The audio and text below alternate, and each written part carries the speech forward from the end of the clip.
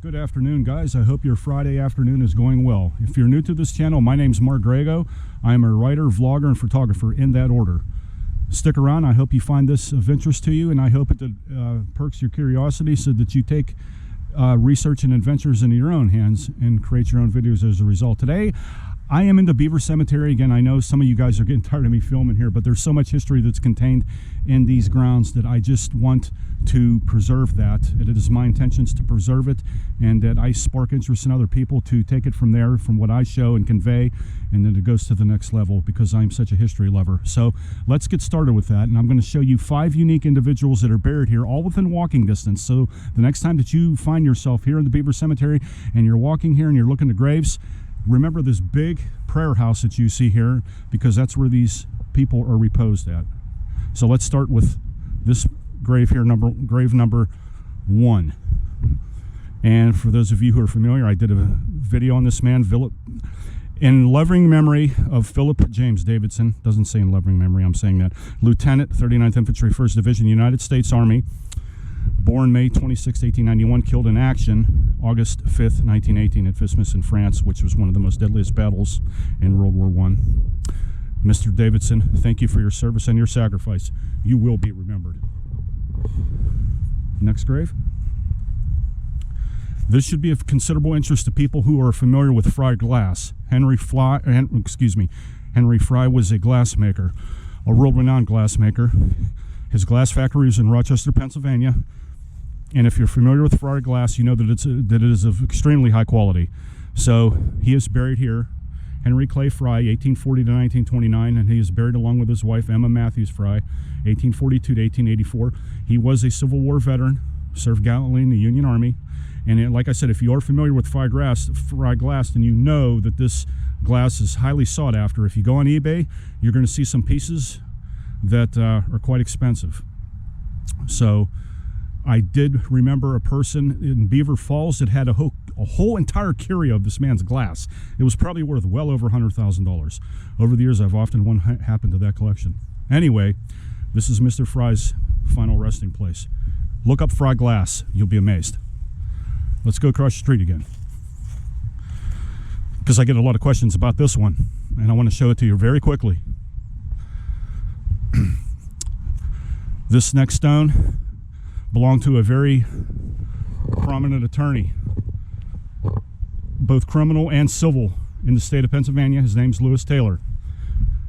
He had a law practice in Rochester, Pennsylvania, and this is his final resting place. It is the largest tombstone in the cemetery. Mr. Taylor was involved in a lot of the civil and criminal cases of very high profile in the state of Pennsylvania. When he passed, he was a bachelor and left no wife and children, but a very big bank account. As a result of that big bank account, when he died, his money that was entrusted to a dear friend of his took all of the money and bequeathed it into this magnificent statue of memory eternal of Mr. Taylor, a very, very prominent attorney in our county, as well as our state. If you study the legal history of Pennsylvania or Beaver County, I guarantee you his name's going to come up. His mother's also buried here too. Let us journey. For those of you who are Civil War buffs, you're really going to find this grave of interest.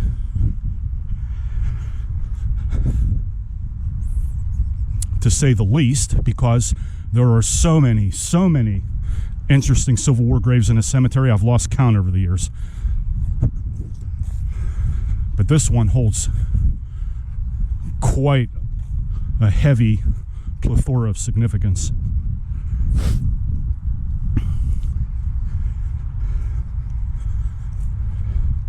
And you know exactly who I'm talking about. This is the final resting place of Colonel Richard P. Roberts, commander of the 140th Pennsylvania Volunteer Infantry Regiment, killed in action at the Battle of Gettysburg. Mr. Roberts was a prominent attorney here in Beaver. He had a practice here in Beaver. He was a staunch abolitionist, one of the early zealous souls of the Republican Party. He wrote even famous letters concerning his views on abolition. And he orphaned his only daughter at the Battle of Gettysburg. It says, according to legend, that Mr. Roberts' sword is contained in his grave.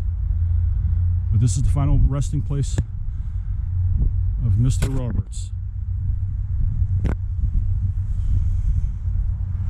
Go over here very quickly. Try to keep this under 5 minutes. It's not going to happen though. How about under 6 minutes? It's to be 5 minutes. Mr. Stanley Quay, a prominent senator here in Pennsylvania, an early member of the Republican Party in Pennsylvania, good friends with Rudyard Kipling, good friends with Abraham Lincoln, also a Civil War veteran. I believe he was in the Battle of Fredericksburg and won a Congressional Medal of Honor. Now, I have not done a video in this man's honor, but I probably will. His house is still standing here in Beaver. It's on College Avenue, and there's a historical plaque in front of that. But this is his final resting place along with his wife. Mr. Quay, thank you for your politics, thank you for your contribution to the Republican Party, and thank you for your service as well. You will not be forgotten. So that's it, guys. That's history.